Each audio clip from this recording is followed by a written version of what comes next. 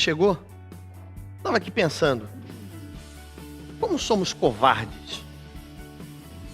Como o cristão nos dias de hoje tem sido tão covarde? Como ele tem vivido uma vida de covardia?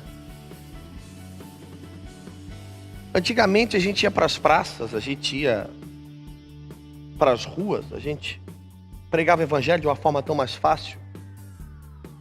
Antigamente você enchia o peito e falava que era cristão por convicção, por aquilo que você vivia. Antigamente você não tinha medo de mergulhar em experiências sobrenaturais com Deus. Antigamente você pregava o evangelho puro, sem precisar oferecer coisas às pessoas para que elas se chegassem perto de Deus. Simplesmente pregar uma verdade, uma vida, pregar que Jesus Cristo é a salvação, Ele é o Senhor. E não que Jesus Cristo vai te dar uma casa nova, um carro zero.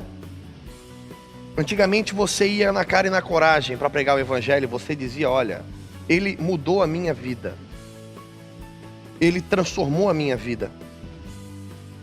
Antigamente nós não tínhamos pudor nem vergonha de viver um sobrenatural de Deus e proclamar esse sobrenatural de Deus.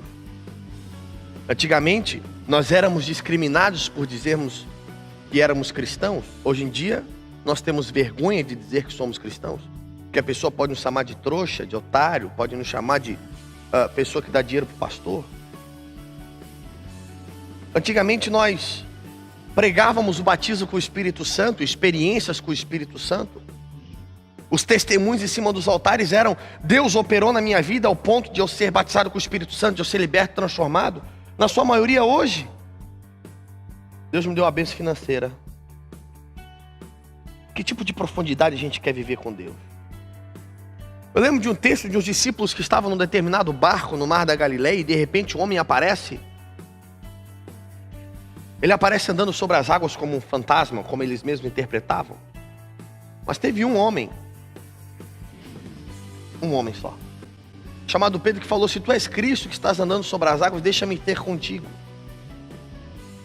E a palavra fala que Cristo, em ponto de exclamação, fala: vem. Então vem. E Pedro pula do barco e anda. A gente só foca que ele afunda, mas nós não lembramos que ele andou um determinado trecho sobre as águas. Ele viveu um sobrenatural porque ele se encorajou a andar sobre as águas. Deus está esperando de nós uma geração que decida ser dotado de coragem. Sermos corajosos em viver uma experiência sobrenatural com Ele. Nós clamamos e pedimos avivamento, mas nós esperamos que o avivamento, não interprete mal o que eu vou te falar. Nós esperamos muitas vezes que o avivamento vinha do cantor ou do pregador que está pregando. Porque aquele cantor é famoso, aquele pregador é famoso. Eu não estou dotando a responsabilidade nos cantores ou nos pregadores. Porque se Deus os levanta, glória a Deus pela vida de cada um deles. Eu estou falando que nós, muitas vezes, do lado de baixo dos púlpitos, esperamos que o avivamento venha daquele pregador que é famoso, ou daquele cantor que é famoso. Mas nós esquecemos que o dono de toda fama é o nosso Deus. E Ele pode nos proporcionar esse avivamento quando nós nos encorajarmos a vivermos experiências sobrenaturais com Ele. Eu me lembro de um gigante, uma vez, um filisteu, que ele insultou o exército de Israel e durante dias pedia: dá-me um homem que eu quero lutar contra esse homem.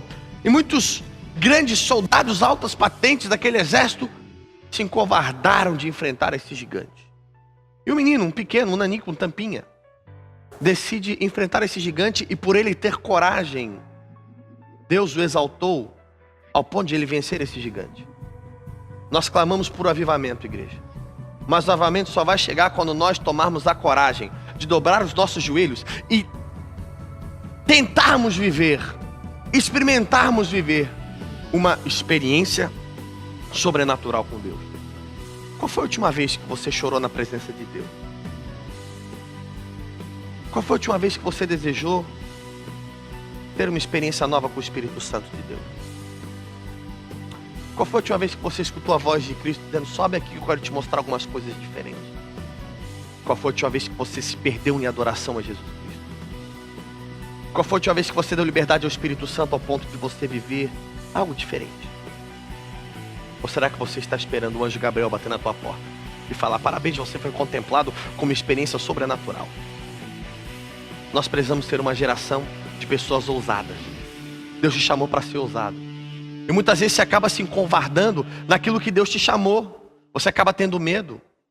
O medo é ausência de fé. Então põe fé nessa mistura e seja ousado e comece a ver aquilo que Deus tem para você.